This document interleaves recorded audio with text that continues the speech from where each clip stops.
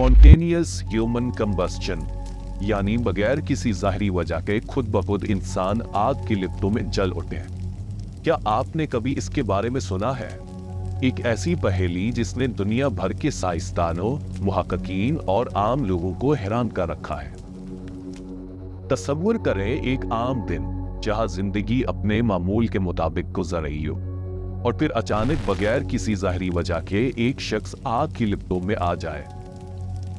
इस आग का कोई बाहरी जरिया ना हो और छोड़ जाए सिर्फ राख और सवालात। तारीख में ऐसे कई वाकयात हैं जिनमें लोग बगैर किसी वजह के खुद ब खुद जल उठे।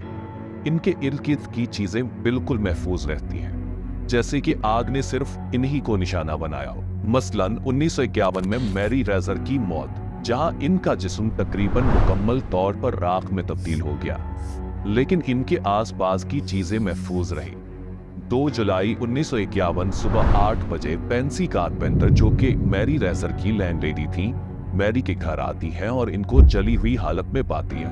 वो पुलिस को फोन करती है, लेकिन पुलिस भी क्या करती, वहां सिर्फ राख का एक ढेर है। Saint Petersburg police chief G.R. Richard अपनी रिपोर्ट FBI के चीफ J. एडगर हूवर को पेश करते हैं और रिपोर्ट में लिखते हैं कि हम FBI की मदद से जानना चाहते हैं, किसी भी ऐसी मालूमात या नजरियात की दरखास्त करते हैं जो इस बात की वजाहत कर सके कि इंसानी जिस्म इस तरह खुद ब खुद कैसे आग की लिपट में आ सकता है और आग सिर्फ जिस्म तक महदूद है और इमारत के ढांचे और कमरे में मौजूद फर्नीचर को कोई नुकसान नहीं पहुंचता। FBI अपनी रिपोर्ट में इसकी वजाहत में कोई वाज़ेह थ्योरी नहीं दे पाती। वो लिखते हैं शायद इस केस में आग लगने की वजह विक इफेक्ट है। विक इफेक्ट, इसके बारे में हम आगे चल के बात करेंगे।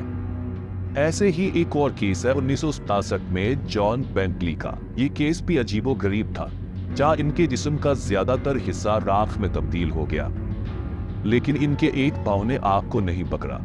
जॉन बेंटली एक डॉक्टर थे। 92 साल की उम्र में इनके साथ ये हादसा पेश आया। इस तरह मार्केट होबन, जो डबलिन आयरलैंड में रहती थी, इनके साथ भी ऐसा ही कुछ हुआ, यानी खुद ब खुद आग लग जाना। ऐसी ही कई और मिसालें हैं, आप खुद गूगल कर सकते हैं, मैं चंद नाम लिख देता हूं। इन केसेस को पढ़िएगा, आप वाकई हैरान हो जाएंगे। और एक केस इनमें से ऐसा भी है जो किसी को भी हैरान कर दे। 5 जनवरी 1899 जुमेरात की सुबह 11:30 बजे 5 साला एलिसन कर्बी और इसकी बहन एमी बिल्कुल एक ही वक्त में आग की लपेट में आ जाती है, लेकिन दोनों साथ नहीं होती, यानी दोनों मुख्तलिफ मुकामात पर होती है ना हैरानकुन। साइंसदानों ने इस पहेली को हल करने की कोशिश तो की है। एक मकबूल नजरिया विक इफेक्ट, जिसका हमने पहले जिक्र किया था।